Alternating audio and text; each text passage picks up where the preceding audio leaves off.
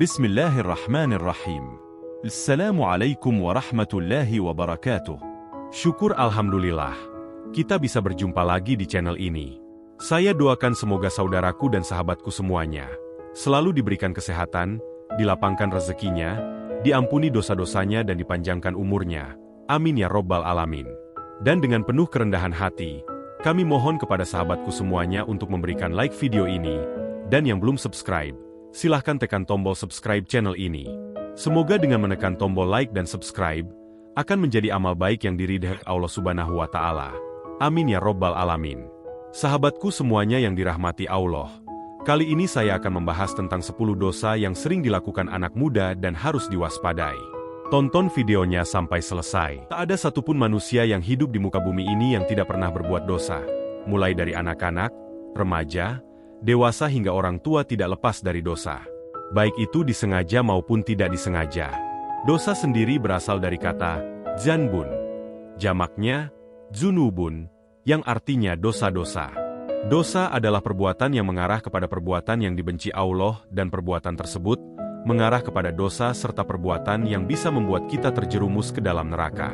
Dosa itu dibagi menjadi 3, yaitu dosa dengan perkataan, dosa dengan perbuatan dan dosa dengan hati. Terlebih lagi di akhir zaman yang penuh dengan teknologi dan kecanggihan saat ini, peluang untuk berbuat dosa justru semakin besar. Perkembangan teknologi yang pesat menyebabkan banyaknya generasi muda mengabaikan nilai moral yang ada. Sebagian besar anak muda zaman sekarang mengabaikan hal-hal kecil yang bersifat dosa dan menganggap remeh dosa tersebut. Yang ternyata tanpa disadari dosa yang dilakukan merupakan dosa besar yang bisa mengantarkan seseorang itu ke dalam neraka. Namun, sayangnya masih banyak anak muda yang masih belum bisa berpikir jernih dan belum bisa membedakan hal-hal yang baik dan buruk dalam hidupnya, padahal mereka sudah balik. Banyak anak muda yang akhirnya tenggelam dalam berbagai dosa serta kemaksiatan yang seringkali mereka lakukan. Berikut 10 dosa yang sering dilakukan anak muda dan harus diwaspadai. Dosa yang pertama adalah syirik. Allah Ta'ala berfirman, Innallaha la yaghfiru an yushraka bihi wa yaghfiru ma duna dhalika liman yasha'u wa man yushrik billahi faqad iftara ithman 'aziman. Sesungguhnya Allah tidak akan mengampuni dosa syirik, dan Dia mengampuni segala dosa yang selain dari syirik itu, bagi siapa yang dikehendakinya. Barang siapa yang mempersekutukan Allah, maka sungguh ia telah berbuat dosa yang besar. Quran Surah An-Nisa 48. Berbuat syirik kepada Allah, misalnya ria dalam amal, ingin dipuji, misalnya dengan memviralkan amal soleh agar disanjung manusia, mendatangi tukang ramal, saat ini dengan membaca dan mempercayai zodiak. Nabi Shallallahu Alaihi Wasallam bersabda, Man ata'arrafan fasa'alahu an syai'in lam tuqbal lahu sal'atun 40 laylah. Barang siapa yang mendatangi tukang ramal, maka sholatnya selama 40 hari tidak diterima. Hadis riwayat Muslim nomor 2230, dari Sofiyah, dari beberapa istri Nabi Shallallahu Alaihi Wasallam. Syirik bukanlah hanya diartikan dengan seseorang menyembah berhala, atau mengakui ada pencipta selain Allah. Hal tadi memang termasuk syirik. Namun kesyirikan sebenarnya lebih luas daripada itu. Dalam masalah ibadah, jika ada satu ibadah dipalingkan kepada selain Allah, itu pun sudah termasuk syirik. Meskipun ibadah itu ditujukan kepada malaikat, orang soleh, seorang nabi, wali, jin atau pada batu berhala, kesemuanya sama-sama syirik. Sehingga jika ada yang menyembelih dengan melakukan tumbal pada jin penjaga jembatan, maka ini pun termasuk kesyirikan karena nusuk, penyembelihan, adalah suatu ibadah. Begitu juga bergantungnya hati atau tawakal adalah ibadah. Sehingga jika seseorang menggantungkan hati pada jimat, penglaris, rajah, wafak, susuk dan pelet dengan tujuan untuk kesaktian, membuat laris dagangan, atau menarik cinta, ini pun termasuk kesyirikan. Namanya ibadah hanya boleh ditujukan pada Allah semata. Inilah makna syirik yang patut kita pahami dengan baik. Jika kita telah memahami hal ini, maka perlu diketahui bahwa kesyirikan memiliki bahaya yang amat besar dan pengaruh ini akan dirasakan di dunia dan akhirat kelak. Berikutnya yang kedua, durhaka kepada kedua orang tua. Ini watak anak muda. Bahkan inilah yang sering kita temukan pada zaman ini. Di antara bentuknya adalah bicara kasar hingga berbicara keras pada orang tua.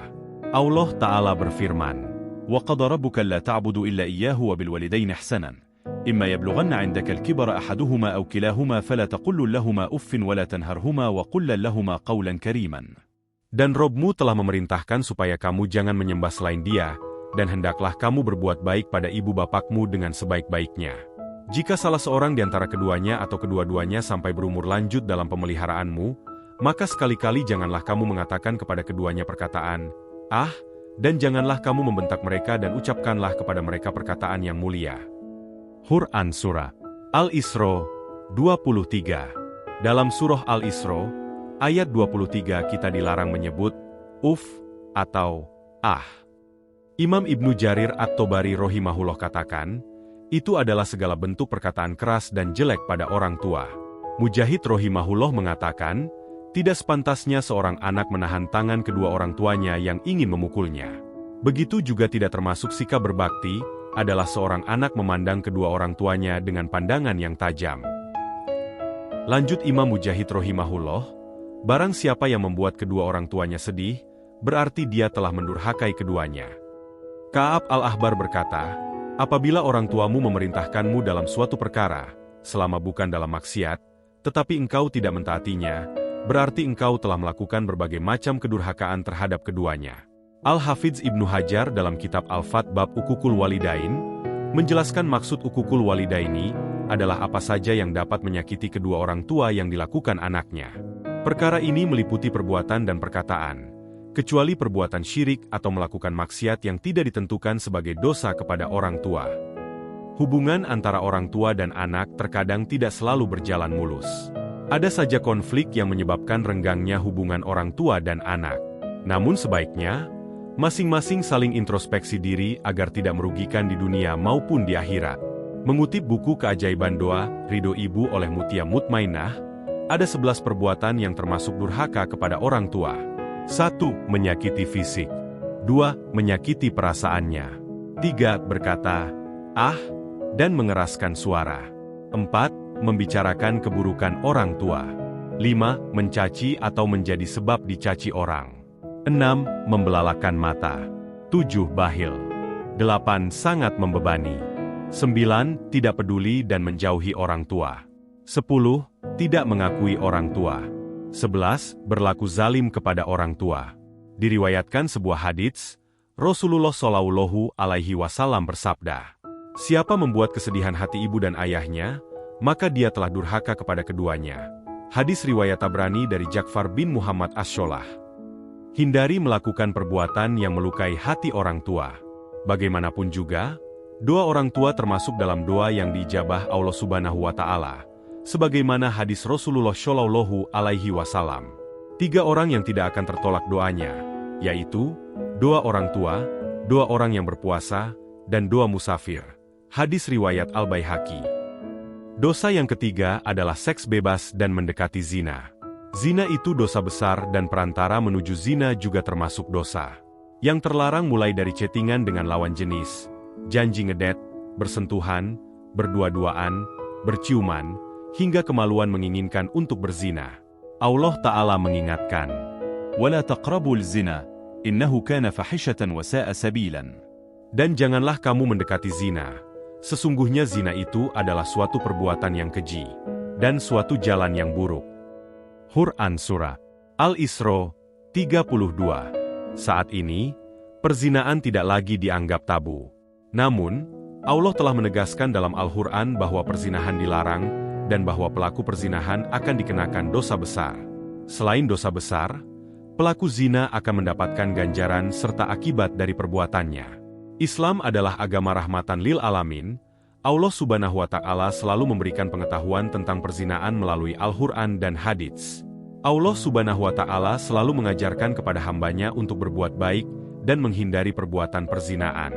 Perzinaan dapat diartikan sebagai suatu perbuatan bersenggama yang terjadi antara perempuan dan laki-laki yang bukan mahramnya atau bukan pasangan halalnya. Dalam Islam, umatnya dilarang untuk mendekati perzinaan, karena perzinaan adalah salah satu dosa besar yang dapat menyebabkan siksa pedih bagi pelakunya. Selain itu, perzinaan juga dapat menimbulkan masalah lain seperti penyakit menular seksual. Secara bahasa, kata zina merupakan bentuk masdar dari kata kerja bahasa Arab, yaitu zana yang memiliki arti berbuat jahat. Secara terminologi, dosa zina diartikan sebagai suatu perbuatan bersenggama antara perempuan dengan laki-laki yang bukan mahramnya, tanpa melalui jalur pernikahan secara sah menurut agama. Ini adalah pengertian dari zina besar. Selain zina besar, ada juga yang disebut dengan zina kecil, yang diartikan sebagai perbuatan yang dapat mengarahkan seseorang untuk melakukan zina besar. Zina adalah perbuatan yang dilarang keras oleh Allah Subhanahu wa Ta'ala. Ini termasuk salah satu dosa terbesar setelah syirik dan membunuh.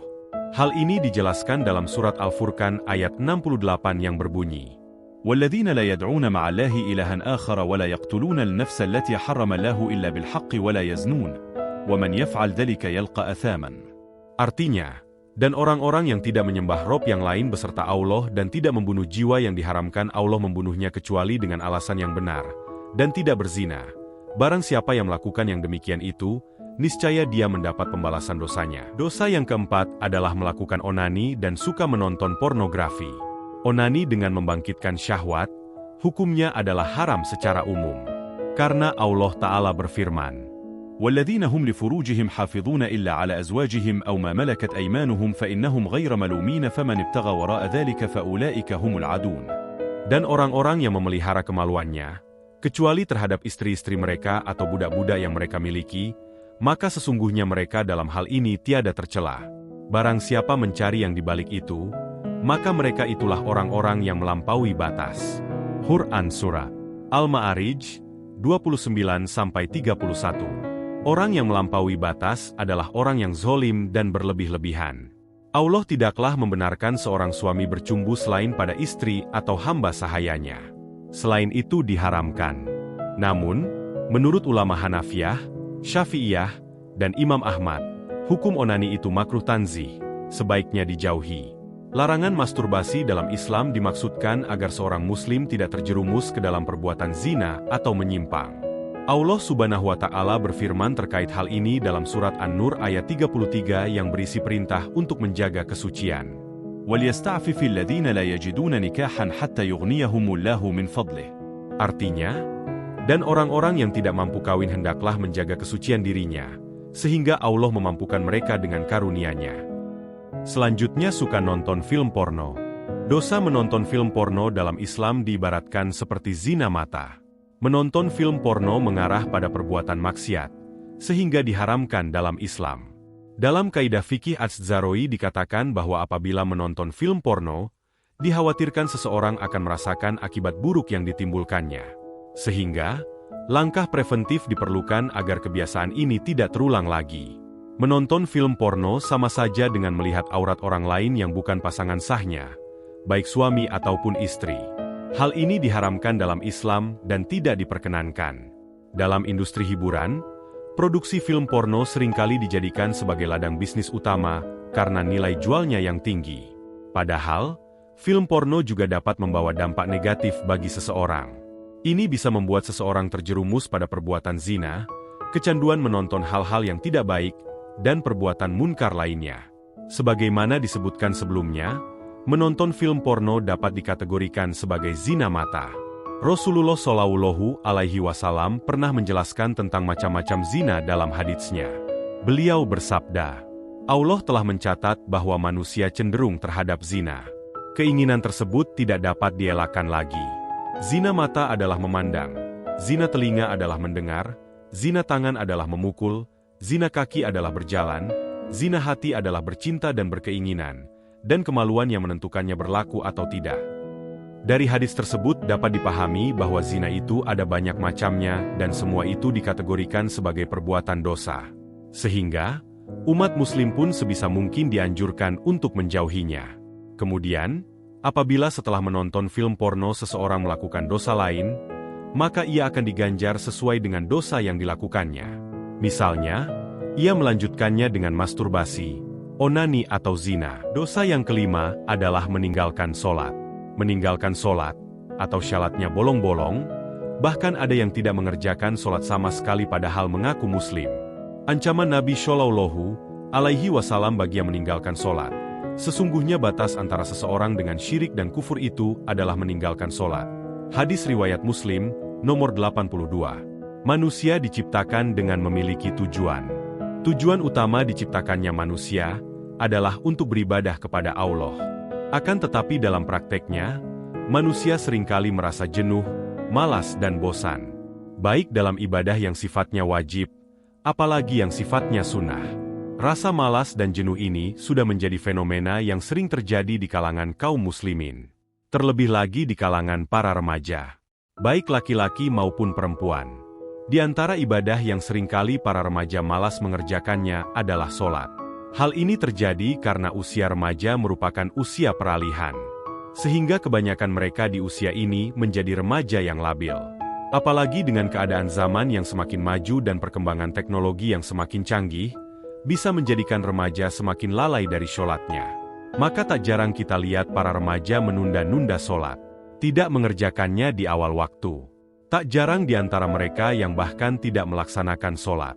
Padahal sholat adalah kewajiban utama yang harus dikerjakan seorang muslim. Barangkali ini terjadi karena mereka belum mengetahui tingginya kedudukan sholat di dalam Islam. Bahwasanya sholat adalah termasuk tiang agama yang harus ditegakkan. Atau bisa jadi mereka belum mengetahui besarnya keutamaan yang akan diraih oleh orang yang menegakkan sholat. Sholat dalam syariat Islam dimaknai sebagai ibadah yang dibuka dengan takbir dan diakhiri dengan salam. Menurut Profesor Dr. Nasaruddin Umar, ditilik dari fungsinya disebut sholat karena ia merupakan syilah, penghubung, antara seorang hamba dengan Allah. Sholat yang wajib dijaga dan ditegakkan oleh setiap muslim ada 5 waktu. Sholat subuh, zuhur, asyar, maghrib, dan isya. Masing-masing memiliki waktu pengerjaannya sendiri.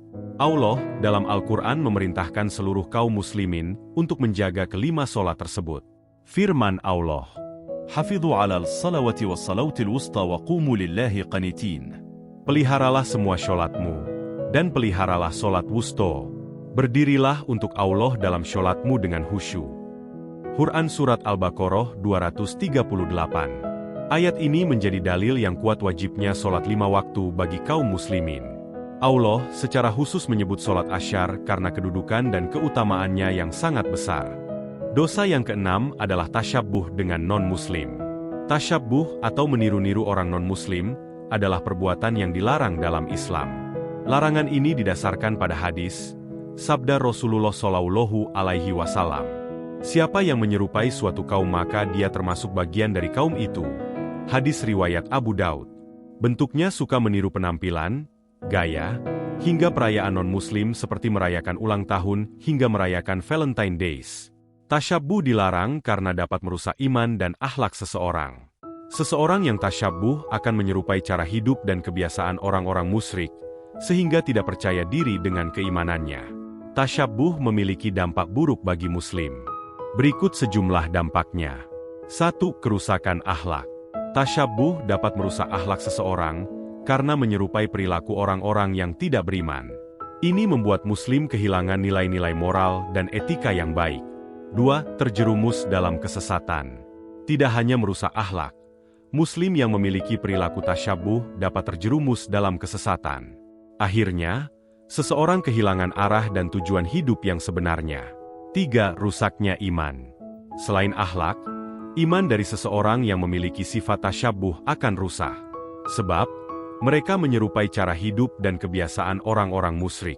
Inilah yang menyebabkan seseorang tidak percaya diri dengan keimanan yang dimilikinya. Intinya, anak muda itu banyak lalai.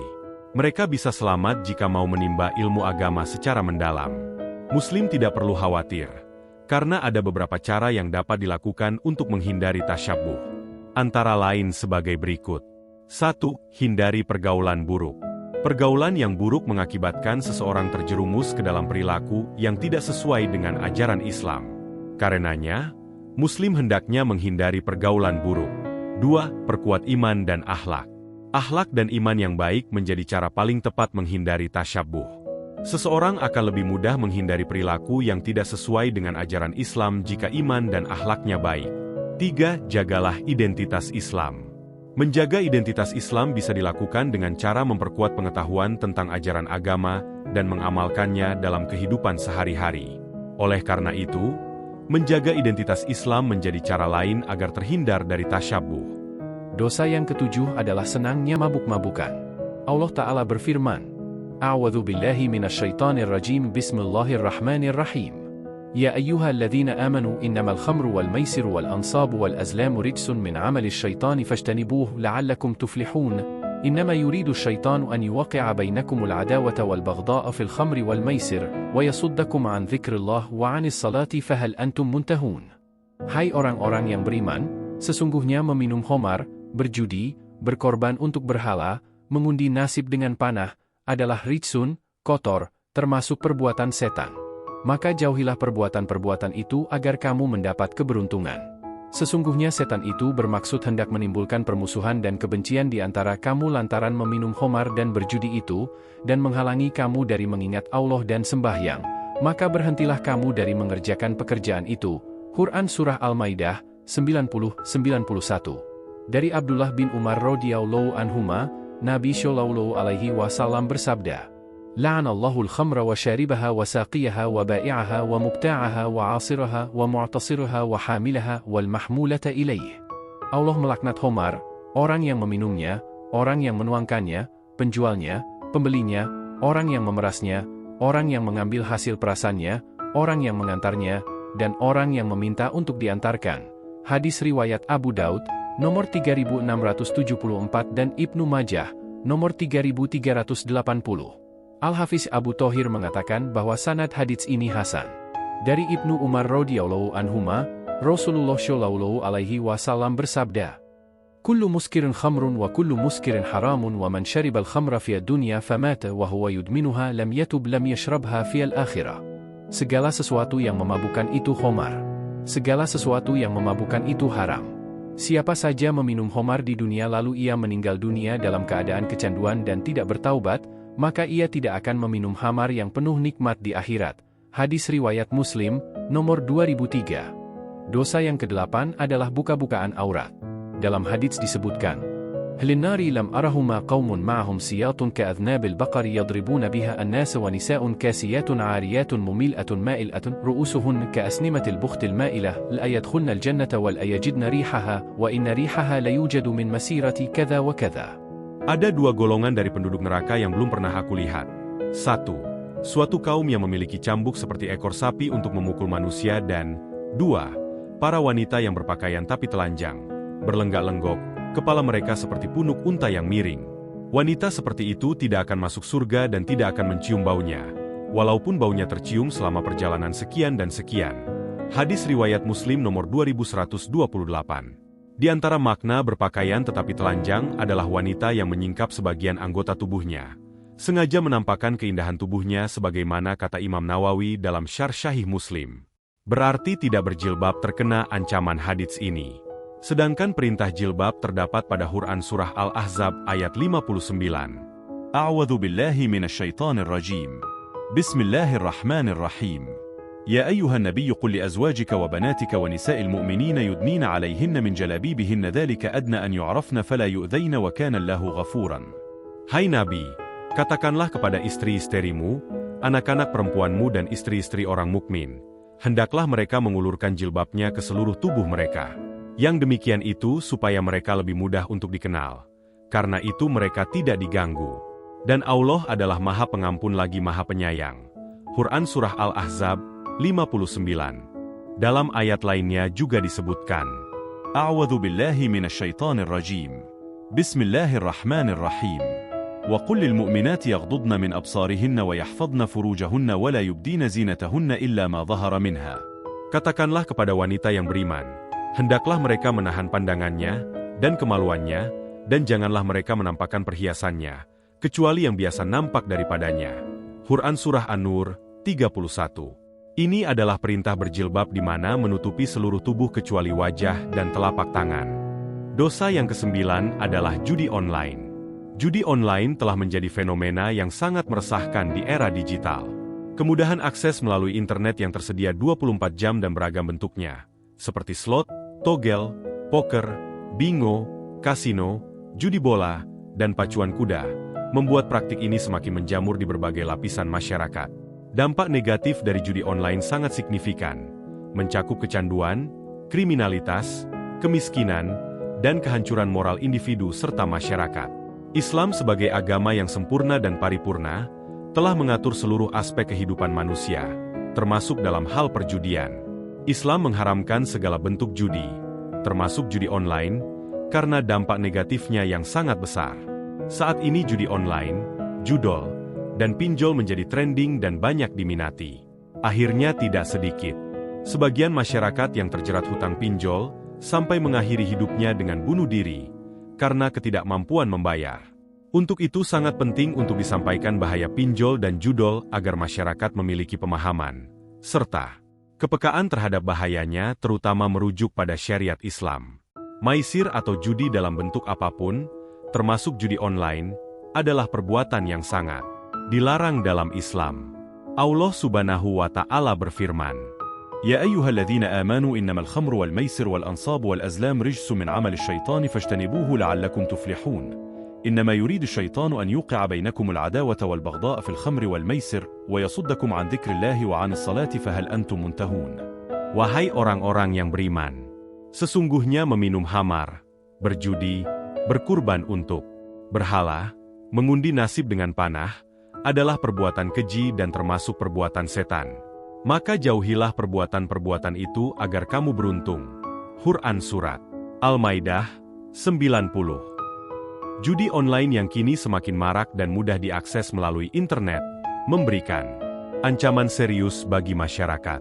Selain menjerumuskan seseorang ke dalam dosa, judi online juga dapat menghancurkan perekonomian keluarga, merusak hubungan sosial, dan menimbulkan ketergantungan yang sulit dihentikan.